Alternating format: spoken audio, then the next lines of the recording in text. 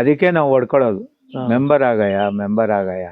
ಆದ್ರೆ ಮೆಂಬರ್ ಆಗೋದಕ್ಕೆ ಈಗ ಫೀಸ್ ಎಲ್ಲ ಜಾಸ್ತಿ ಇದೆ ಸರ್. ಅವ್ರು ಕಟ್ಟಬೇಕು. ಈಗ ಡ್ರೈವರ್ಸ್ ಅಂದ್ರೆ 3 ಲಕ್ಷ ಅಂದ್ರೆ ಮತ್ತೆ ಅವ್ರವ್ರ ಯೂನಿಯನ್ ಬೇರೆ ಬೇರೆ ಸರ್. 70,000 ಇದೆ, 1 ಲಕ್ಷ ಇದೆ ಅವ್ರವ್ರ ಸಂಘಕ್ಕೆ, ಅವ್ರವ್ರ ಕೆಟಗರಿಗೆ. ಹೌದು. ಕಾಸ್ಟ್ಯೂಮರ್ಸ್, ಮೇಕಪ್ದು, ಮತ್ತೆ ಈ ಡ್ರೈವರ್ಶಿಪ್ ಮಾತ್ರ ನೀವು 3 ಲಕ್ಷ ಇದೆ. ಹೌದು. ಫೈಟರ್ಸ್ಗೆ ಅವ್ರದ್ದು ಜಾಸ್ತಿ ಇದೆ, ಅವ್ರಿಗೆ ಜಾಸ್ತಿ. ಆಮೇಲೆ ಕಾಸ್ಟ್ಯೂಮರ್ಗೆ ಜಾಸ್ತಿ, ಅವ್ರಿಗೆ 2.5 ಲಕ್ಷ ಇರ್ಬೇಕು. ಈಗ ಮೆಂಬರ್ ಆಗ್ತೀನಿ ಅಂದ್ರೆ 2 ಲಕ್ಷ ಕೊಟ್ಟು ಮೇಕಪ್ ಅವ್ರಿಗೆ ಜಾಸ್ತಿ ಇದೆ. ಯಾಕಂದ್ರೆ ನನ್ಗೆ ಅನುಕೂಲ ಇದೆ. ಆಮೇಲೆ ನಾವಿವಾಗ 3 ಲಕ್ಷ ಅಂತ ಹೇಳ್ತೀವಲ್ಲಣ್ಣ, 80 ನನ್ಗೆ 86ನೇ ಇಸ್ವಿಲ್ ಕಾರ್ಡ್ ಬಂದಿರೋದು. ಅವಾಗ 500 ರೂಪಾಯಿ ಕಟ್ಟಿರೋದು. 500 ರೂಪಾಯಿಂದ ತಿಂಗಳಿಗೆ 10 ರೂಪಾಯಿ, ಆಮೇಲೆ 20 ಆಯ್ತು, 30 ಆಯ್ತು, ಇವಾಗ 300 ರೂಪಾಯಿ, 350 ರೂಪಾಯಿ ಕಟ್ತೀನಿ ನಾನು ತಿಂಗಳಿಗೆ. ಅದೆಲ್ಲ ಲೆಕ್ಕ ಹಾಕಿ ಒಬ್ಬ ಸದಸ್ಯ 350 ರೂಪಾಯಿ ಕಟ್ತೀರಾ? 300 ಚಂದ ಅಂತ ಕಟ್ತೀವಿ. ಚಂದ ಕಟ್ತೀರಾ? ಆ 350 ಲೆಕ್ಕ ಹಾಕಿ 40 ವರ್ಷಕ್ಕೆ ಎಷ್ಟಾಯ್ತು ಅದೆಲ್ಲ ಲೆಕ್ಕ ಹಾಕಿನೇ ನಾವು ನಿಮ್ಮ ಹತ್ರ ದುಡ್ಡು ಇಸ್ಕೊಳ್ಳೋದು. ಯಾಕಂತ ಹೇಳಿ, ನಾಳೆ ಏನಾರ 40 ವರ್ಷ ದುಡ್ದು ನನ್ಗೇನಾರು ಹೆಚ್ಚು ಕಮ್ಮಿ ಆದ್ರೂ ನನ್ಗೇನ್ ಬರುತ್ತೋ ಅದೇ ಬರುತ್ತೆ. ನಾಳೆ ನಿಮ್ಗೇನಾರು ಹೆಚ್ಚು ಕಮ್ಮಿ ಆದ್ರೆ, ನಿನ್ನೆ ಮೊನ್ನೆ ಬಂದಿರೋ ನೀನು, ನಿನ್ಗೂ ಕಾರ್ಡ್ ಇದೆ, ಏನಾರು ಹೆಚ್ಚು ಕಮ್ಮಿ ಆಯ್ತು ಆಗೋದ್ ಬೇಡ, ನಿಮ್ಗೂ ನನ್ಗೇನ್ ಬರುತ್ತೆ ನಿಮ್ ಫ್ಯಾಮಿಲಿಗೆ ಅಷ್ಟೇ ಬರುತ್ತೆ. ಹೌದ್ರಾ? ಇವತ್ತು ಮೆಂಬರ್ ಆದವ್ರಿಗೂ ಒಂದೇ, ಈ 45-50 ವರ್ಷದಿಂದ ಕೆಲಸ ಮಾಡ್ತಾರವ್ರಿಗೂ ಒಂದೇ, ಅದ್ರಲ್ಲಿ ಏನ್ ಡಿಫರೆನ್ಸ್ ಇಲ್ಲ. ಓ, ಅದರ ಹೌದು, ಹಂಗೆ ಕಾರ್ಮಿಕರ ಸೇಫ್ಟಿ ನೀವೇ ಸಂಘದಿಂದ ಒಕ್ಕೂಟದಿಂದಾನೇ ಈ ಅನುಕೂಲ. ನಮ್ಮ ವಾಹನ ಚಾಲಕರ ಸಂಘದಿಂದ ಒಕ್ಕೂಟದಿಂದ 50,000 ಕೊಡ್ತಾರೆ. ಒಕ್ಕೂಟದಿಂದ 50,000 ನಿಮ್ಮ ಸಪ್ರೇಟ್ ಎಲ್ಲಾ ಸಂಘಕ್ಕೂ ಕೊಡ್ತಾರೆ 50,000. 14 ಡಿಪಾರ್ಟ್ಮೆಂಟ್ ನಿಮ್ಮಲ್ಲಿ ಇರೋದು, 14 ಡಿಪಾರ್ಟ್ಮೆಂಟ್. ಅದರಲ್ಲಿ ನಿಮ್ದು ಡ್ರೈವರ್ಸ್, ನಮ್ದು ವಾಹನ ಚಾಲಕರದ್ದು. ಆ ಒಕ್ಕೂಟದಿಂದ 50,000 ಬಂದ್ರೆ ನಿಮ್ಮ ಡ್ರೈವರ್ಸ್ ಯೂನಿಯನ್ ಇಂದ ಎಷ್ಟು ಬರುತ್ತೆ? ನಾವು ಕಟ್ತೀವಲ್ಲಣ್ಣ, ನಾವು ಒಕ್ಕೂಟಕ್ಕೆ ಇಷ್ಟು ಅಂತ ಕಟ್ಬೇಕು ವರ್ಷಕ್ಕೆ, ಅದರಲ್ಲೇ ಕೊಡ್ತಾರೆ. ಇದೆಲ್ಲ ಒಟ್ಟು ಕಾರ್ಮಿಕರ ಸೇಫ್ಟಿ. ಹೌದು, ಅವರಗೋಸ್ಕರನೇ ಮಾಡಿರೋದು. ಸಡನ್ ಆಗಿ ಏನಾದ್ರೂ ಹೆಚ್ಚು ಕಡಿಮೆ ಆದಾಗ ಬೀದಿಗೆ ಬರಬಾರ್ದು ಅಂತ. ಹೌದು, ಹಂಗೆ ಆಗಿದ್ದಕ್ಕೆ ನಮ್ BM ಕೃಷ್ಣಮೂರ್ತಿ ಅಂತ ಇದಾರಲ್ಲ ತಿರೋದ್ರಲ್ಲ, ಒಬ್ಬನ್ ಡ್ರೈವರು ಸತ್ತೋಗ್ಬಿಟ್ಟ ಸರ್. ಯಾವ ಪಡಿದ್ರು ದುಡ್ಡು ಕೊಟ್ಟಿಲ್ಲ ಅವಾಗ. ಅವ್ರು ಏನಾಗಿ ಸತ್ರು? ಅವನ್ಗೆ ಏನೋ ಆಕ್ಸಿಡೆಂಟ್ ಆಯ್ತು, ಏನೋ ಅದು ಹೋದ, ಅದು ವಿಷಯ ಬಿಡಿ. ಅವನ್ ಎಣೆ ಎತ್ತಕ್ ದುಡ್ಡಿರ್ಲಿಲ್ಲ, ನಮ್ಮ ಮಗಳ ಹತ್ರನು ದುಡ್ಡಿಲ್ಲ, ಭಿಕ್ಷೆ ಬೇಡ್ದ. ಛೇ, ಈ ಭಿಕ್ಷೆ ಇನ್ಮೇಲೆ ನಾವು ಬೇಡಬಾರ್ದು, ನಮ್ಮ ಸಂಘಕ್ಕೆ ದುಡ್ಡು ಬೇಕಂದ್ಬಿಟ್ಟು ನಾವು ಕೆಲಸ ಮಾಡ್ತೀವಲ್ಲ, ಅವತ್ತು ಒಂದ್ ಹಾಳೆ ಹೊರಿತೀವಿ, 10 ರೂಪಾಯಿ ಕಟ್ಟಿ ಅಂತ ಮಾಡುದು. ಒಂದ್ ಹಾಳೆ ಹರಿದ್ರೆ 10 ರೂಪಾಯಿ, ಇವಾಗ ಅದು 60 ರೂಪಾಯಿ ಆಗಿದೆ ಬಿಡಿ. ಅದೇ ಕಟ್ಕೊಂಡ್ ಬಂದೆ ಇವತ್ತು ನಮ್ಮ ಸಂಘದಲ್ಲಿ ದುಡ್ಡು ಬೆಳೆದಿರೋದು. 10 ರೂಪಾಯಿ, 20 ರೂಪಾಯಿ, 30 ರೂಪಾಯಿ, 40 ರೂಪಾಯಿ, 50 ರೂಪಾಯಿ, ಇವಾಗ 60 ರೂಪಾಯಿ ಒಂದ್ ಹಾಳೆ ಹರಿದ್ರೆ. ಇವತ್ತು ಪೇಮೆಂಟ್ ಬಿಲ್ ಕೊಡ್ತೀವಲ್ಲ, 60 ರೂಪಾಯಿ. ಅದೆಲ್ಲ ಸೇರ್ಕೊಂಡೇ ನಮ್ಗೆ ಬೆಳೆದಿರೋದು. ನಾಳೆ ನಾ ರಿಟೈರ್ಮೆಂಟ್ ಅಲ್ಲಿ 10 ಲಕ್ಷ ಕೊಡ್ಬೋದು ನನ್ಗೆ, ನಮ್ಮ ಮನೆಗ್ ತಾನೇ ತಗೊಂಡೋಗ್ತೀವಿ, ಏನಾದ್ರು ಒಂದು ಅನುಕೂಲ ಆಗುತ್ತೆ. ನಿರ್ಮಾಪಕರು ನಮ್ಗ ಅವರೆಲ್ಲ ಅಷ್ಟು ಇಲ್ಲಿಲ್ಲ. ಅವ್ರದ್ದು ಬೇರೆ, ಅವ್ರ ಸಮಸ್ಯೆ ಬೇರೆ, ಅವ್ರದ್ದು ಬೇರೆ. ಇವಾಗ ಹೊಸ್ದಾಗ್ ಸೇರಿದಾರೆ ನಮ್ಗೆ, ಯಾರು ಗೊತ್ತ, ಕ್ಯಾರವಾನ್ ಬಸ್ನವ್ರು ನಮ್ ಜೊತೆ ಸೇರ್ಕೊಂಡ್ರು. ಆಮೇಲೆ ಸೆಟ್ ಗಾಡಿಗಳು, ಲಗೇಜ್ ಗಾಡಿಗಳು ಓಡಿಸ್ತಾರೆ ನೋಡಿ, 407 ಅವು ಇವು, ಅವರು ನಮ್ ಜೊತೆ. ನಿಮ್ಮ ಡ್ರೈವರ್ ಯೂನಿಯನ್ ಡ್ರೈವರ್ಗಲ್ಲ, ಒಕ್ಕೂಟಕ್ಕೆ ಒಕ್ಕೂಟ ಯೂನಿಯನ್, ಡ್ರೈವರ್ ಯೂನಿಯನ್ ಒಕ್ಕೂಟಕ್ಕೆ ಕ್ಯಾರವಾನ್ ಡ್ರೈವರ್ಗಳು ನಮ್ಮಲ್ಲೇ ಸೇರ್ಕೊಂಡ್ರು.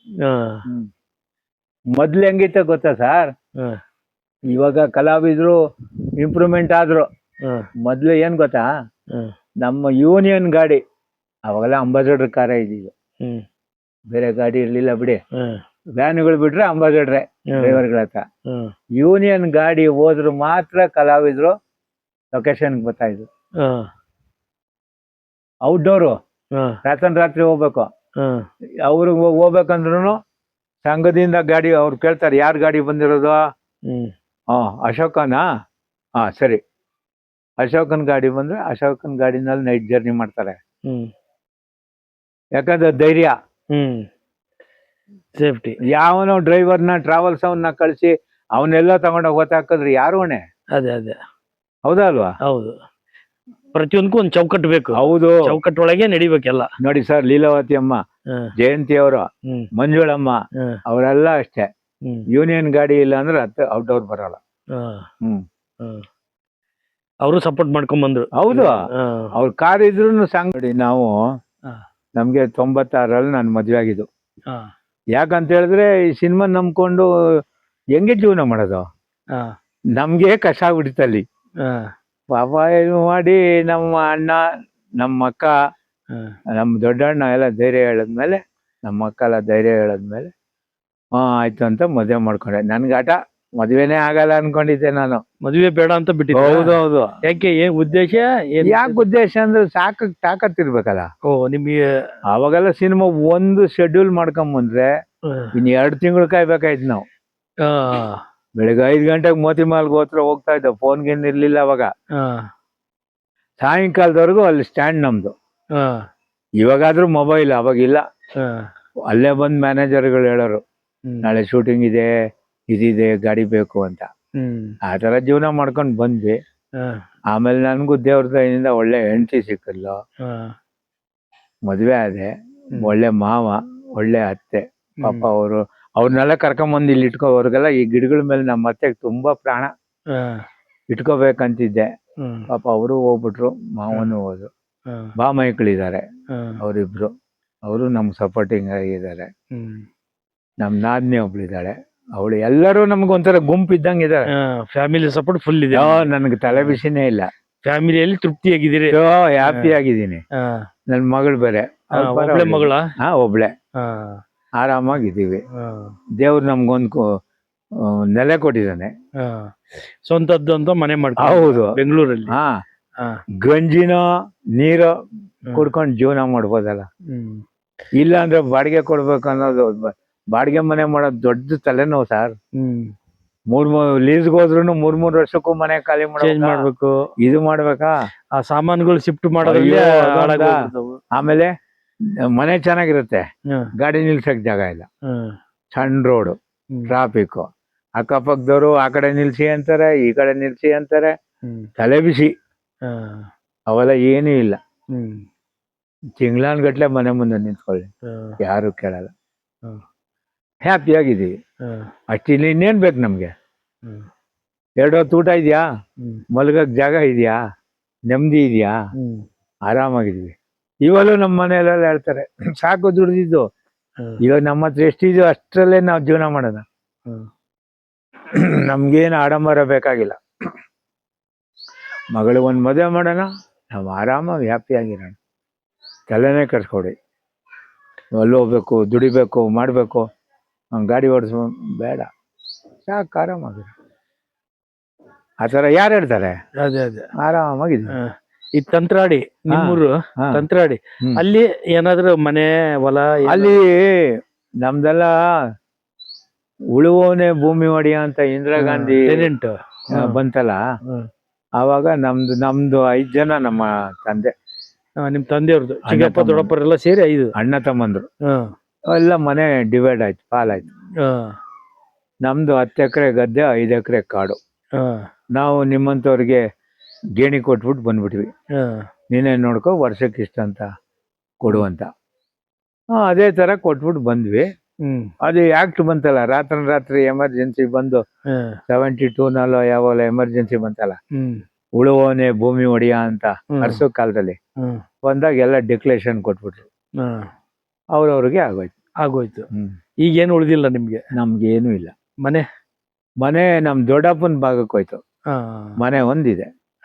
ನಾವು ಊರಿಗೆ ಹೋದಾಗ ಅವ್ರ ಮನೆಗೆ ಹೋಗ್ತೀವಿ, ಅವ್ರ ಜಮೀನ್ ನೋಡ್ಕೊಂಡು ಅವ್ರ ಜಾಗದ್ದು ಅವ್ರಿದೆ. ಮಿಕ್ಕಿದು ನಮ್ಮ ತಂದೆ ತಮ್ಮಂದ್ರಿಗೆ ಎಲ್ಲ ಹೋಯ್ತು, ಅವ್ರವರೇ ನೋಡ್ಕೊತಾ ಇದ್ದಾರೆ. ಎಲ್ಲ ಶೆಟ್ರು, ಆಚಾರ್ರು ಅವ್ರಿಗೆ ಹೋಯ್ತು. ನಮ್ ಗದ್ದೆ ಜಮೀನು ಅವರೇ ಬೆಳ್ಕೊಂಡಿದ್ದಾರೆ. ಊರಲ್ಲಿ ನಮ್ ದೇವಸ್ಥಾನ ಒಂದಿದೆ, ವರ್ಷಕ್ಕೊಂದ್ಸಲ ಹೋಗ್ತೀವಿ, ಅಲ್ಲೆಲ್ಲ ಪೂಜೆ ಮಾಡಿಸ್ಕೊತೀವಿ. ಅವ್ರ ಮನೆಯಲ್ಲ ಇರ್ತೀವಿ 4-5 ದಿವಸ. ಆಮೇಲೆ ಬೆಂಗಳೂರು. ಮತ್ತೆ ಫಿಲಿಮ್ ಕೆಲಸದಲ್ಲಿ ಕೆಲವೊಂದು ಮರೆಯಕ್ಕಾಗದೇ ಇರೋ ಇನ್ಸಿಡೆಂಟ್ಗಳು ಅಂತ ಆದ್ರೆ ಯಾವ್ದು ನೆನ್ಪು ಮಾಡ್ಕೊಳಕ್ಕೆ? ಇನ್ಸಿಡೆಂಟ್ ಏನು ನಡೆದಿಲ್ಲ. ಡಿಫ್ರೆಂಟ್ ಆಗಿ ಏನಾರ ಒಂದು, ಇವತ್ತು ಶೂಟಿಂಗ್ ಇದೆ, ಪೂರ್ತಿ ಕೆಲಸನೇ ಮಾಡ್ಲಿಲ್ಲಪ್ಪ ಅನ್ನೋ ತರ. ಆ ಥರ ಏನಾಗುತ್ತೆ ಗೊತ್ತಾ, ಒಂದ್ಸಲ ಅಂದ್ರೆ ಖುಷಿಯಾಗಿ 40 ದಿವಸ ಶೂಟಿಂಗ್ ಅಂತ ಹೋದ್ವಿ. ಎಲ್ಲಿಗೆ? ಮೈಸೂರು ಹಾಸನ್ಗೆಲ್ಲ, ಬೇಲೂರ್ ಹತ್ರ. ಹ್ಮ್ ಓ ಇನ್ನು 40 ದಿವಸ ಕೆಲಸ ಸಿಕ್ತಪ್ಪ, ಹ್ಮ್ ನೆಮ್ಮದಿಯಾಗಿರ್ಬೋದು ಅಂತ. ಆ, ಅಲ್ಲಿ ಹೋಗಿ ಆ, 4ನೇ ದಿನಕ್ಕೆ ಪ್ಯಾಕಪ್. ಆ. 4 ದಿನಕ್ಕೆ ಮುಗಿಸ್ಬಿಟ್ರ? ಮುಗಿಸಿಲ್ಲ, ಆ. ಏನೋ ಕಾರಣಾಂತರದಿಂದ ಶೆಡ್ಯೂಲ್ ಪ್ಯಾಕಪ್ ಅಪ್ಪ. ಹೊಡಿದವರು ಹಿಂಗೆ ಅಂದ್ಬಿಟ್ರು, ಇಲ್ಲ ಪ್ಯಾಕಪ್ ಬೆಂಗಳೂರಿಗೆ ಅಂದ್ಬಿಟ್ರು. 40 ದಿವಸ ಅನ್ಕೊಂಬಂದ್ವಲ್ಲಪ್ಪ, ತಿರ್ಗಾ ಒಣಗ್ಬೇಕಲ್ಲಪ್ಪ ಮೋತಿಮಾಲ್ ಮುಂದೆ, ಯಾವ್ದಪ್ಪ ನಮ್ ಕಷ್ಟ ಅನ್ಕೊಂಡಿದ್ದು. ಅಲ್ಲಿ ಕಾಯ್ಕೊಂಡಿರ್ಬೇಕಲ್ಲ ಸರ್. ಈ ತರ ಸನ್ನಿವೇಶಗಳು ನೀವು ಎದುರಿಸಿ ಮದುವೆ ಆಗಕ್ಕೆ ಭಯ ಪಟ್ರಿ? ಹೌದು, ನಾವ್ ಹೆಂಗೋ ತಿನ್ಕೊಂಬೋದು ಪಾಪ ಅಲ್ಲಿ.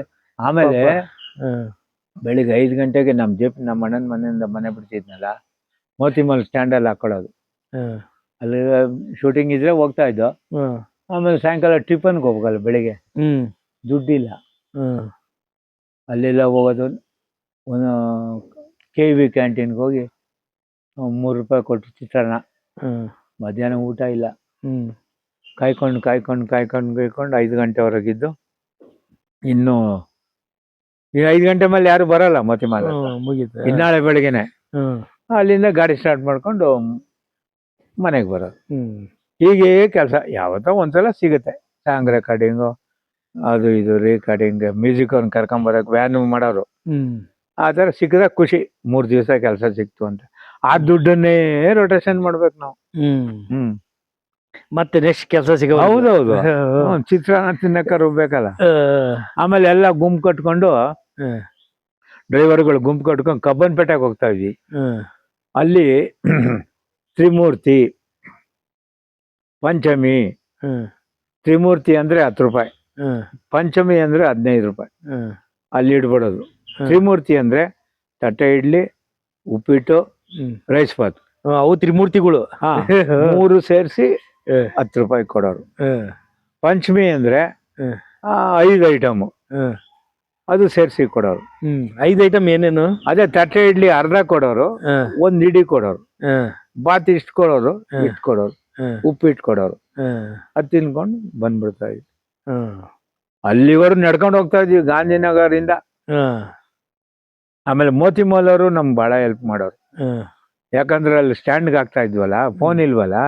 ಯಾರೋ ದೂರದಿಂದ ಪ್ರೊಡಕ್ಷನ್ ಮ್ಯಾನೇಜರ್ ಫೋನ್ ಮಾಡಿದ್ರೆ, ಯಾರಪ್ಪ ಇದ್ದೀರಾ ಡ್ರೈವರ್ಗಳು, ಫೋನ್ ಬಂದೈತೆ ನೋಡ್ರಿ ಅನ್ನೋರು. ನಾವು ಹೋಗಿ ಕೌಂಟ್ರಲ್ಲಿ ಮಾತಾಡೋದು, ಯಾರಪ್ಪ, ಅಣ್ಣ ಬೈರಣ್ಣ, ಸರಿ ಯಾವ್ಯಾವ ಗಾಡಿಗಳಿದೆ ಅಲ್ಲಿ ಅನ್ನೋರು. ಇಂತಿಂಥವ್ರು ಇದ್ದಾರೆ, ಸರಿ ಅವ್ರುಗಳು ಇವ್ರುಗಳು, ನಿನ್ನೊಂದು ವ್ಯಾನು, ನಾಳೆ ಬೆಳಿಗ್ಗೆ ಸಾಂಗ್ ರೆಕಾರ್ಡಿಂಗು, ರೈಲ್ವೆ ಸ್ಟೇಷನ್ಗೆ ಪಿಕಪ್ಗೆ ಹೋಗ್ಬೇಕು ಅಂತೆಲ್ಲ ಹೇಳೋರು. ಆಯ್ತಣ್ಣ ಅಂತ ಹೋಗ್ತಾ ಇದ್ವಿ. ಆ ಥರ. ಈ ಚಿತ್ರರಂಗಕ್ಕೆ ಈ ಮೋತಿಮಾಲ್ ಹೋಟ್ಲರ್ದು ಸೇವೆ ಭಾಳ. ಬೇಡ ಸೇವೆ ಅಲ್ಲ, ಪೂರ್ತಿ ಸೇವೆ ಅವ್ರದ್ದೇ. ಈಗ ರನ್ನಿಂಗ್ ಇಲ್ಲ ಅದು. ಹೋಟ್ಲಿದೆ, ಸಿನಿಮಾದವ್ರು ಇಲ್ಲ. ಸಿನಿಮಾದವ್ರು ಇಲ್ಲ ಅಲ್ಲಿಗೆ. ಈ ಬೇರೆ ಬೇರೆ ಕಡೆ ಹಂಚಿ ಹೋಗ್ಬಿಡ್ತಾರೆ, ಅಥವಾ ಹೋಟ್ಲೆ ಮಾಡಲ್ಲ ಅವರು. ಹೋಟ್ಲೆಲ್ಲ ಗಾಂಧಿನಗರ ರೂಮೇ ಹಾಕಲ್ವಲ್ಲ ಯಾರು. ಈಗ ಅಲ್ಲೆಲ್ಲ ಮನೆ ಮಾಡ್ಬಿಡೋರು. ಈಗ ಆ ಪ್ಯಾಟರ್ನೇ ಚೇಂಜ್ ಆಗೋಯ್ತು. ಹೌದು, ಇವಾಗ 3 ತಿಂಗಳು 6 ತಿಂಗಳು ಪ್ರೊಡಕ್ಷನ್ ಖರ್ಚು ನಡೀತಾ ಇರುತ್ತಲ್ಲ, 6 ತಿಂಗಳಿಗೆ ಒಂದು ಮನೆ ಮಾಡ್ಬಿಡ್ತಾರೆ. ಬಾಡಿಗೆ ಕೊಟ್ಕೊಂಡು ಅಲ್ಲೇ ಅಡುಗೆ, ಆರಾಮಾಗಿರ್ತಾರೆ. ಈಗ ಕತೆ ಗೀತೆ ಅದೆಲ್ಲ ಬರೆಯೋಕ್ಕೆ, ಆರ್ಟಿಸ್ಟು ಅವರೆಲ್ಲ ಸೆಲೆಕ್ಷನ್ನು ಎಲ್ಲ ಅಲ್ಲೇ. ಅದು ಒಂಥರ ಒಳ್ಳೇದೇ ಪ್ರೊಡ್ಯೂಸರ್ಗೆ. ಆ ಥರ ಮಾಡ್ಕೊಂಡು ಹೋಗೋರು. ಅದನ್ನ ಬಿಟ್ರೆ ಮತ್ತೆ ಯಾವ್ದಾರ ಇನ್ಸಿಡೆಂಟ್ ನೆನಪಿಗೆ ಬರುತ್ತೆ ನಿಮ್ಗೆ? ನಮ್ಗಂತ ಇನ್ನ ಬಂದಿಲ್ಲ. ಬಂದ್ರೆ ಹೇಳ್ಬೋದು, ಮೆಲ್ಕಾಗ್ತಾ ಇದ್ದೀನಿ. ಆ ಥರ ಇಂಟರ್ನೆಟ್ ಭಾಳ ಕಮ್ಮಿ. ಶೂಟಿಂಗ್ ನಡೆಯೋದೇ ಒಂದು ದೊಡ್ಡ ಹಬ್ಬ ನಮ್ಗೆ. ಅಪ್ಪಪ್ಪಪ್ಪಪ್ಪ ನಾಳೆ ಇದೆಯಪ್ಪ ಅಂತ. ಈಗ ಅವತ್ತು ಚಿತ್ರೀಕರಣಕ್ಕೂ ಇವಾಗ ಪ್ರೆಸೆಂಟ್ ನಡೀತಾ ಇರೋದಕ್ಕೂ ಏನಾರ ಡಿಫ್ರೆನ್ಸ್ ಇದೆಯಾ? ಅಯ್ಯೋ, 100ಕ್ಕೆ 100 ಡಿಫ್ರೆನ್ಸ್. ಆವಾಗ ಒಂದು ಬಾಂಧವ್ಯ ಇತ್ತು ನಮ್ಮಲ್ಲಿ. ಇವನು ಅವನು ಅನ್ನೋದಿಲ್ಲ. ಆರ್ಟಿಸ್ಟು ಕಲಾವಿದರು ಅವರೆಲ್ಲ ಒಟ್ಟಿಗೆ ಬೆಳಿಗ್ಗೆ ಬಂದ ತಕ್ಷಣ ನಾವು ಓಹೋ ಹೇಳಪ್ಪ ಚೆನ್ನಾಗಿದ ಎಲ್ಲ ನಮ್ದು. ಇವಾಗ ನೀವ್ಯಾರೋ ನಾವ್ಯಾರೋ. 40 ದಿವಸ ನಿಮ್ಮ ಜೊತೆ ಕೆಲಸ ಮಾಡಿರ್ತೀನಿ ಅಣ್ಣ. ನಾವು ಆ ಪಿಕ್ಚರಲ್ಲಿ ಇದ್ನಲ್ಲಣ್ಣ ಒಡೆಸನ್. ಓ ಕರೆಕ್ಟ್ ಇದೆಯಲ್ಲ. ಮೊಬೈಲ್ ಮೊಬೈಲೇ ಈಗ ಮನೆದೇವಲ್ಲ ಲೆಕ್ಕಕ್ಕೆ ಇಲ್ಲ. ಇವಾಗ ನೋಡಿ ಕಾರಿಂದ ಇಳಿತಾರ, ಇಳಿದ ತಕ್ಷಣ ಮೊಬೈಲ್ ಕಿವಿಗೆ ಹಿಡ್ಕೊಂಡೆ ಹೋಗ್ತಾರ, ಬಸ್ಸಿಗೆ ಹೋಗ್ಬಿಡ್ತಾರ, ಕ್ಯಾರವಾನ್ಗೆ. ಇನ್ನೆಲ್ಲಿ ಮಾತಾಡ್ಸೋದು ಅವ್ರನ್ನ. ಅಣ್ಣ ನಮಸ್ಕಾರ ಅಂದ್ರು ನಮ್ಮನ್ನ ನೋಡಲ್ಲ, ಓಡ್ತಾ ಇರ್ತಾರ ಅಲ್ಲಿಗೆ. ಅವ್ರು ಕಾಸ್ಟ್ಯೂಮ್ ಹಾಕೊಂಡು ಮತ್ತೆ ಲೊಕೇಶನ್ ಹೋಗಿ. ಮೊದ್ಲು ಹಂಗಲ್ವಲ್ಲ, ಅಲ್ಲೆಲ್ಲ ಜಗ್ಲಿ ಮೇಲೆ ಕೂತಿರೋರು, ಕತೆ ಮೇಲೆ ಕೂತಿರೋರು, ಆತರ ಮಾಡೋರು, ಆತರ ಕತೆ. ಅವಾಗ ಎಲ್ಲರೂ ಬೇಕಾಗಿತ್ತು. ಇವಾಗ ಸಪರೇಟ್ ಕ್ಯಾರವಾನ್ ಇರೋದ್ರಿಂದ ಅವರು ಏನು ಬೇಡ, ಎಲ್ಲ ಒಳಗೆ ವ್ಯವಸ್ಥೆ ಇರುತ್ತೆ, ಟಿವಿ ವ್ಯವಸ್ಥೆ ಇರುತ್ತೆ. ಅವ್ರು ಬಡವರು ಆರಾಮಾಗಿ ಮಾತಾಡ್ಕೊಂಡಿರೋರು. ನಮ್ ಪಾಡ್ ನಾವ್ ಒಂದ್ ಕಡೆ ಇರೋರು, ಆತರ.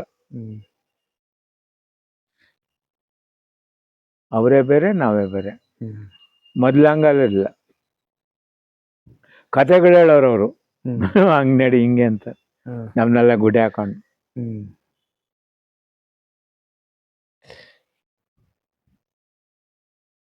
ಆಮೇಲೆ ಇದು ದೊಡ್ಡ ಮನೆ ಹುಡುಗ ಶೂಟಿಂಗ್ ಹೋಗಿದ್ವಿ ನಾವು. ಪುನೀತ್ ರಾಜ್ಕುಮಾರ್ದು. ಪುನೀತ್ ಅವ್ರದ್ದು. ಅಲ್ಲೇ 20 ದಿವಸ 15 ದಿವಸ ಶೂಟಿಂಗ್. ಹಾಸನ್. ಹಾಸನಲ್ಲಿ ಗೊರೂರ್ ಅಂತ ಎಲ್ಲ ಒಂದು ಚರ್ಚ್ ಇದೆ, ಅಲ್ಲಿ 15 ದಿವಸ ಶೂಟಿಂಗ್. ನಮ್ದು ಕಾಸ್ಟ್ಯೂಮ್ ಗಾಡಿ. ಅಲ್ಲಿ ಮೇಕಪ್ ಮ್ಯಾನು ಇದ್ದ. ಮೇಕಪ್ ಮ್ಯಾನು ಅವರೆಲ್ಲ ಪರಿಚಯ ಅಲ್ಲ. ಅವನು ನನ್ನ ಕರೆದುಬಿಟ್ಟು ಪುನೀತ್ ಅವ್ರಿಗೆ, ಅಣ್ಣ ಇವರು ಬೈರಿಯವ್ರಂತ ಶಂಕರ್ನಾಗು ಜೊತೆ ಇದ್ದವರು, ಭಾರಿ ಚೆನ್ನಾಗಿ ಮಾತಾಡ್ತಾರಣ್ಣ ಅಂತ ಅವ್ರಿಗೆ ಪರಿಚಯ ಮಾಡಿಸ್ಬಿಡ. ನಾವೆಲ್ಲ ಆರ್ಟಿಸ್ಟ್ ಜಾಸ್ತಿ ಹೋಗ್ತಾ ಇರಲಿಲ್ಲ. ಅಪ್ಪು ಅವರು ಹೌದಾ, ಓ ವೆರಿ ಗುಡ್, ಬನ್ನಿ ಬನ್ನಿ ಬನ್ನಿ ಅಂತ ಅವ್ರಿಗೆ ಸುಮ್ಮನೆ ಇದು ಜೋಕುಗಳು ಹೇಳ್ಬೇಕು. ಚೆನ್ನಾಗಿ ಜೋಕ್ ಹೇಳ್ತಾರಣ್ಣ ಇವರು ಅಂತ ಹೇಳ್ಬಿಟ್ಟಾನೆ, ಎಲ್ಲ ಓದ್ಬಿಟ್ಟಾನ.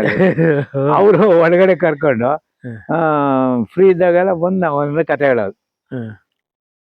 ನೀವು ಹೆಂಗೆ ಏನು ಸಿನಿಮಾ ಈ ಥರ ಮಾಡ್ತಾ ಇದ್ವಿ, ಎಷ್ಟು ವರ್ಷದಿಂದ ಮಾಡ್ತಾ ಇದ್ದೀರಾ, ಕತೆ ಹೇಳೋದು ಇದೆಲ್ಲ ಕೇಳೋರು. ಸರ್ ಹಿಂಗಿದ್ದೀವಿ ಸರ್ ಮಾಡಿಕೊಂಡು, ನಾವೆಲ್ಲ 40 ರೂಪಾಯಿಗೆ 5 ರೂಪಾಯಿಗೆ ಬಂದವರು, ಈ ಥರ ಮಾಡ್ಕೊಂಡಿದ್ವಿ. ಎಷ್ಟು ವರ್ಷ ಇವಾಗ ಸರ್? ಇವಾಗ 60 ವರ್ಷ ಸರ್ ನನಗೆ. ಇನ್ನೂ ದುಡಿತಾ ಇದ್ದೀರಲ್ಲ? ಹೌದು ಸರ್, ದುಡಿಲೇಬೇಕಲ್ಲ ಸರ್, ನಮಗಿದೇ ಜೀವನ ಮಾಡ್ಕೊಂಡಿದ್ದೀವಿ. ಮಕ್ಕಳೆಷ್ಟು ಅಂದ್ರೆ, ಅದು ನನಗೊಬ್ಬಳೇ ಮಗಳು ಸರ್, ಅವಳು ಓದ್ತಾ ಇದ್ದಾಳೆ, ಮದುವೆ ಆಗಿದೆಯಾ ಅಂದರು. ಇನ್ನೂ ಆಗಿಲ್ಲ.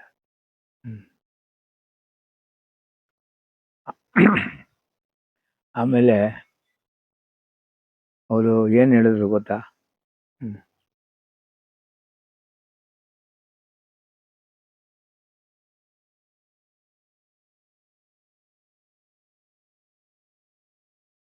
ನೀವು ಆರಾಮಾಗಿ ಕೆಲಸ ಮಾಡಿ,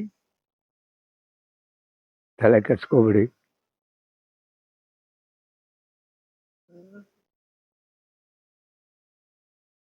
ನಿಮ್ಮ ಮಗಳು ಮದುವೆ ಮಾಡೋದು ಜವಾಬ್ದಾರಿ ನಂದು ಅಂದ್ರೆ ಸರ್. ಪುನೀತ್ ರಾಜ್ಕುಮಾರ್ ಅವರು. ಹೌದು, ಡೈರಿ ತೆಗೆದು ಬರ್ಕೊಂಡ್ರು. ನಮ್ಗೆ ಆ ಭಾಗ್ಯ ಇಲ್ಲ. ಆ ಥರ ಹೇಳಿದ್ರು. ನೀವು ತಲೆನೇ ಕೆಡ್ಸ್ಕೊಬಿಡಿ, ನಿಮ್ಮ ಪಾಡು ನೀವು ಮಾಡಿ, ನಿಮ್ಮ ಮಗಳ ಮದುವೆ ಮಾಡೋ ಜವಾಬ್ದಾರಿ ನಂದು, ಹ್ಯಾಪಿಯಾಗಿರಿ ಅಂತ. ಆ ಭಾಗ್ಯ ನಮಗಿಲ್ಲ. ಇದು ದೊಡ್ಡ ಮನೆ ಹುಡುಗ ಶೂಟಿಂಗ್ ಅಲ್ಲಿ ಹೌದು ಹೇಳಿದ್ದು. ಅವಾಗೇನು ನಿಮ್ಮ ಮಗಳು ಚಿಕ್ಕವಳ ಅಲ್ವಾ? ಲೆಕ್ಕ ಹಾಕೊಳ್ಳಿ, ಇನ್ನ 10 ವರ್ಷ ಲೆಕ್ಕ ಹಾಕೊಳ್ಳಿ. ಇವಾಗ 25, 16 ವರ್ಷ. 16 ವರ್ಷ. ಇವಾಗ ಪುನೀತ್ ರಾಜ್ಕುಮಾರ್ ಇದ್ದಿದ್ರೆ ನಿಮ್ಮ ಮಗಳದ್ದು ಮದ್ವೆ ಅವ್ರು ಮಾಡ್ತಾರೆ ನೋಡಿ. ಆ ಥರ ಆ ಭಾಗ್ಯ ಇಲ್ಲ, ಇಲ್ಲ. ಆಮೇಲೆ ಪ್ರತಿ ವರ್ಷ ನಮ್ಗೆ ಬಟ್ಟೆ ಕೊಡೋರು. ಬಾಬು ಅಂತ ಅವ್ರ ಡ್ರೈವರ್ ಇದ್ದ, ಅವ್ರ ಪರ್ಸನಲ್ ಡ್ರೈವರ್ ಅವ್ರ ಕೈಲಿ ಕೊಟ್ಟು ಕಳ್ಸೋರು. ಆ ಬೈರಿ ಅವರು ಅಂತ ಇದ್ದಾರಲ್ವಾ, ಅವ್ರಿಗೆ ಈ ಬಟ್ಟೆ ಕೊಡು. ಆಮೇಲೆ ಬುಕ್ ಕೊಡೋರು, ಸಣ್ಣ ಸಣ್ಣದು ಬುಕ್ಕು ಪೆನ್ನು, ತಗೋ ಇದೆಲ್ಲ ಕೊಡು ಅಂತ. ಅದು ತಗೊಂಬಂದು ಇಲ್ಲೆಲ್ಲ ಮಕ್ಳಿಗೆ ಹಂಚ್ತಾ ಇದ್ವು. ಪ್ರತಿ ವರ್ಷ ಕೊಡೋರು, ಸ್ವೀಟ್ ಕೊಡೋರು. ನಾ ಇಲ್ಲಿ ಇಲ್ಲದೆ ಇರಲಿ ಆ ಬಾಬು ಅವ್ರು ನನಗೆ ಕೊಡೋರು, ಬೈರವ್ರು ನಿಮ್ಗೆಲ್ಲ ಕೊಟ್ಟಿದ್ದಾರೆ, ಅವ್ರು ಡಿಕ್ಕಿನಲ್ಲೇ ಇಟ್ಕೊಂಡು ಸಿಕ್ಕದಾಗ ಕೊಡೋರು. ಬಾಬು ಅಂತ ಅವ್ರ ಪರ್ಸನಲ್ ಡ್ರೈವರ್, ಪಾಪ ಒಳ್ಳೆ ಡ್ರೈವರ್, ಇವಾಗಲೂ ಇದ್ದಾರೆ. ಮೇಡಮ್ಗೆ ಅವರೇ ಡ್ಯೂಟಿ. ಪುನೀತ್ ರಾಜ್ಕುಮಾರ್ ಈ ತರ ಎಷ್ಟೋ ಇದನ್ನ ಮಾಡಿದ್ರು ಸಹಿತ ಎಲೆಮರೆ ಕಾಯ್ತಾರನೆ ನೋಡಿ, ಅದೇ ತರ. ಹೌದು, ಹೋಗೋವರೆಗೂ ಒಂದು ವಿಚಾರನೂ ಹೊರಗಡೆ ಗೊತ್ತಿಲ್ಲ ಅಲ್ವಾ. ಗೊತ್ತಿಲ್ಲ. ಅವ್ರು ಹೋದ್ಮೇಲೆ ಇವೆಲ್ಲ ಹೊರ ಬೆಳಕಿಗೆ ಬಂತು. ಎಷ್ಟು ಪುಣ್ಯದ ಕಾರ್ಯ. ಹೌದು, ಮತ್ತೆ ಅಲ್ವಾ. ಹೌದು, ಎಷ್ಟೋ ಜನಕ್ಕೆ ಮಾಡಿದಾರೆ ಅವರು, ಗೊತ್ತಿಲ್ಲ ಅಷ್ಟೇ. ನಾನಾರು ಹೇಳ್ಕೊಂಡಿದ್ದೀನಿ. ಅದೇ ಅದೇ ಇಲ್ಲ.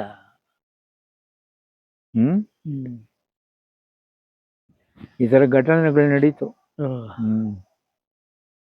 ಆ ಮನಸ್ಸು ಬರ್ಬೇಕಲ್ವಾ. ಹೌದು, ಮನುಷ್ಯನಿಗೆ ಸ್ಪಂದನೆ ಆಗೋದು ಸದ್ಯ ಮುಖ ನೋಡೋದೇ ಕಷ್ಟ.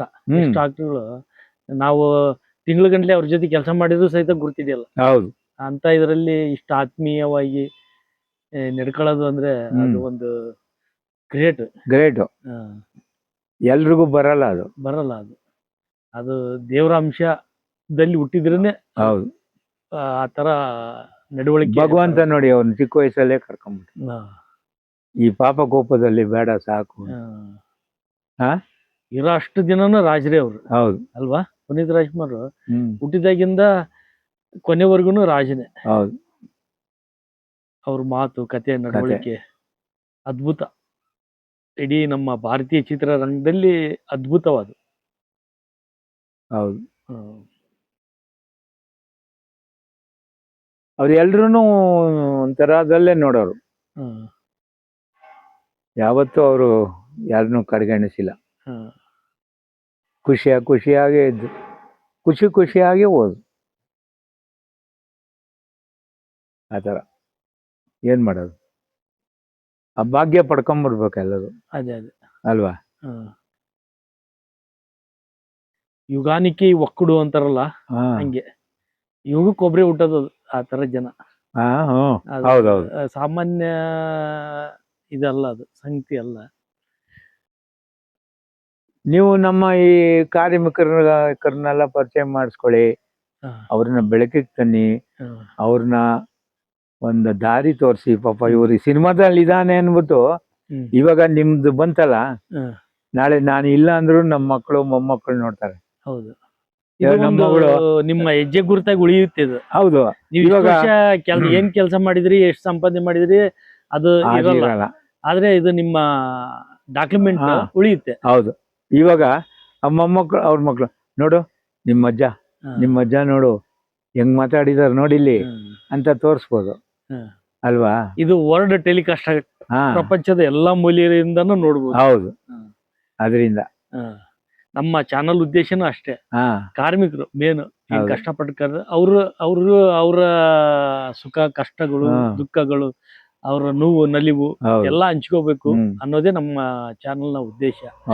ಸ್ಟಾರ್ಗಳು ಬೇಕಾದಷ್ಟು ಜನ ಮಾಡ್ತಾರೆ, ಬಟ್ ಆ ತೆರೆ ಹಿಂದೆ ಇರುವಂತ ಕಾರ್ಮಿಕರು ನೋವು ನಲಿವು ಇದೆ ಅಲ್ವಾ, ಅದನ್ನು ನಮ್ಮ ಸಾಮಾನ್ಯ ಪ್ರೇಕ್ಷಕರಿಗೆ ಗೊತ್ತಾಗಬೇಕು. ನಮ್ಮ ಆಡಿಯನ್ಸ್ ಏನಿರ್ತಾರಲ್ಲ, ಯೂಟ್ಯೂಬ್ ಸೇಮ್ ಸಿನಿಮಾ ವರ್ಕರ್ಸ್ ಹಂಗೆ. ಇವರು ಪುಟ್ಟಣ್ಣವರು ಸಿನಿಮಾ ಮಾಡಿದ್ರಲ್ಲ ನಾಟಕದ ಬಗ್ಗೆ, ಸೇಮ್ ಹಂಗೇನೆ ನಾಟಕ. ಆ ಪಿಕ್ಚರ್ ಹೆಸರು ಗೊತ್ತಾ ನಿಮ್ಗೆ? ನನಗೂ ಸರ್ ಆರ್ತಿ ಅಶೋಕ್ ಅವರೆಲ್ಲ ಮಾಡಿದ್ರಲ್ಲಣ್ಣ, ಫೇಮಸ್ ಸಿನಿಮಾ ಇದೆ, ಬಾಯಲ್ಲಿ ಬರ್ತಾ ಇದೆ. ನನಗೂ ಅದು ಇದಿದೆ. ಅದು ಹೆಂಗಿದೆ ಪರ್ದೆ, ನೈಟ್ ಹೊತ್ತು ನಾಟಕ, ದರ್ಬಾರು, ಜಗ ಅರಮನೆ ಸೆಟ್, ರಾತ್ರಿ ಆಗತ್ತೆ ಜಗಸ ಇರುತ್ತೆ, ಬೆಳಿಗ್ಗೆ ಹೊತ್ತು ನೋಡಿ ಎಲ್ಲ ಸೂರ್ಯಕಿರಣ ಬಂದ್ ಬೀಳ್ತಾ ಇರುತ್ತೆ. ಹೌದು, ಅದೇ ಜೀವನ ಸಿನಿಮಾ ಕಾರ್ಮಿಕರಿಗೂ. ಅವನ ಕೈ ಸರ್ ಇನ್ನೊಂದೇನು ಗೊತ್ತಾ ಸರ್, ನನ್ನ ಕೈ ನಡೀತಾ ಇದೆ ಅಂದ್ರೆ ನಾನು ಏನ್ ಮಾಡಕ್ಕೂ ರೆಡಿ. ನಾನು ಏನಾದ್ರು ಸಿನಿಮಾದಿಂದ ಕೆಳಗೆ ಬಿದ್ದೆ ನನ್ನನ್ನು ಕೇರೆ ಮಾಡಲ್ಲ. ಅಯ್ಯೋ ಪಾಪ ಎಷ್ಟು ಕಷ್ಟ ಬಿದ್ದಾನ ಕಣೆ ಅವನು ಅವನಿಗೇನೋ ಆಗೋಯ್ತು, ಇವಾಗ ಆಗ್ತಾ ಇಲ್ಲ. ಅವ್ನು ನೋಡ್ಕೊ ಇಲ್ಲ ಓಡ್ತಾರ ಕುದುರೆ ಕುದುರೆ ಹಿಂಗೆ ಇರ್ಬೇಕು ಕುದುರೆ. ಮುರಿತ ಶೂಟ್ ಮಾಡೋರು ನೋಡಿ, ಆ, ಅದೇ ತರನೇ ನಾವು ಸಿನಿಮಾ ವರ್ಕರ್ಸ್. ಇಲ್ಲಿ ಅಷ್ಟೇ ರನ್ನಿಂಗ್ ಇರೋವರೆಗೇನೆ ನಿಮ್ದು. ಹೌದು. ಕುಂಟಾಯ್ತು ಮುಕ್ಕಾಯ್ತು ಅಂದ್ರೆ ಇಲ್ಲ. ಆಮೇಲೆ ಇನ್ನೊಂದೇನ್ ಗೊತ್ತಾ ಸರ್, ನಾ ಎಷ್ಟೋ ಜನ ನಮ್ಮ ಸಿನಿಮಾ ವರ್ಕರ್ಸ್ಗಳಿದ್ದೀನಿ, ಮದ್ವೆ ಫಂಕ್ಷನ್ ಆದ್ರೆ ಇನ್ವಿಟೇಷನ್ ಯಾರಿಗೂ ತಂದು ಸಿನಿಮಾದವ್ರು ಕೊಡ್ಬೇಡ, ನೀವು ನಮ್ಗೆ ಭಾಳ ಕ್ಲೋಸು, ನಿಮ್ಮ ಹತ್ರ ನಾನು ಬರ್ತೀನಿ ಅಣ್ಣ, ನನ್ನ ಮಗಳು ಮದುವೆ ಅಂತ ಇನ್ವಿಟೇಷನ್ ಕೊಡೋಕೆ ಬರ್ತೀನಿ. ನಿಮ್ಮ ಮೈಂಡಲ್ಲಿ ಏನಿರುತ್ತೆ ಗೊತ್ತಾ, ಹೇಳಿ ನೋಡೋಣ ನೀವು. ಏನೋ ಕೇಳಕ್ ಬಂದನ ಅನ್ನೋದು ಒಂದು ಭಾವನೆ ಇರುತ್ತೆ. ಇವನು ಅದಕ್ಕೆ ಬಂದ, ಏನೋ ಕೇಳ್ತಾನಪ್ಪ ಈಗ, ಏನಾದ್ರು ಕೇಳ್ತಾನೆ ಅಂತ ಬರುತ್ತೆ. ಯಾಕಂದ್ರೆ ನಾವು ಕೊಟ್ರು ಅವ್ರ ಮದುವೆಗೆ ಬರಲ್ಲ. ಹೌದು, ಅವರೆಲ್ಲ ನಮ್ಮನ್ನಿಲ್ಲ ಅದನ್ನ ತೆಗೆದು ಅಲ್ಲಿ ಹಾಕ್ಬಿಡ್ತಾರೆ ಅಷ್ಟೇ. ಯಾಕಂದ್ರೆ ನಮ್ಗೂ ಅವ್ರಿಗೂ ಇದೇ ಇರಲ್ಲ, ಬರಲ್ಲ. ಎಲ್ಲೋ 100ಕ್ಕೆ ಬರ್ಬೋದು. ಈ ಮನೆಗೂ ನಾನು ಇನ್ವಿಟೇಷನ್ ಕೊಟ್ಟಿದ್ದು, ನೆನಪಿರ್ಲಿ ಪ್ರೇಮ್ ಒಬ್ಬರೇ ಬಂದಿದ್ದು. ಹೌದ್ರಾ?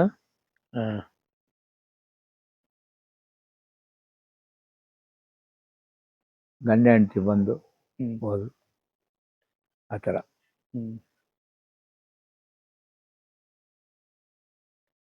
ಸಿನಿಮಾ ವರ್ಕರ್ಸ್ ನೋಡಿ ಓಡ್ ಬರ್ತಾರೆ ಪಾಪ, ಬರೀ ಮನೆ ಕಟ್ಟೋನ್ ಅಂದ್ಕೊಂಡ ಹೋಗಿ ಬರೋಣ. ಕಾರ್ಮಿಕರೇ. ಹೌದು, ಹೌದ್ ತಾನೆ? ಹೌದು. ನಮ್ ಲೆವೆಲಲ್ಲಿ ನಾವ್ ಇರ್ಬೇಕಷ್ಟೇ. ನೀವ್ ಅದನ್ನ ತಪ್ಪು ತಿಳ್ಕೊಬೇಡಿ. ಇಲ್ಲ, ನಾವ್ ಇರೋದು ಹೇಳಿರೋದು ಇರೋ ವಿಚಾರ ಹೇಳ್ತಾ ಇದೀರ, ಅದ್ರಲ್ಲಿ ಏನು ತಪ್ಪಿಲ್ಲ. ನಡೀತಾ ಇರೋದು ಅದೇ ತಾನೆ. ಹೌದು, ನಡೀದೇ ಇರೋದೇನಲ್ವಲ್ವಾ?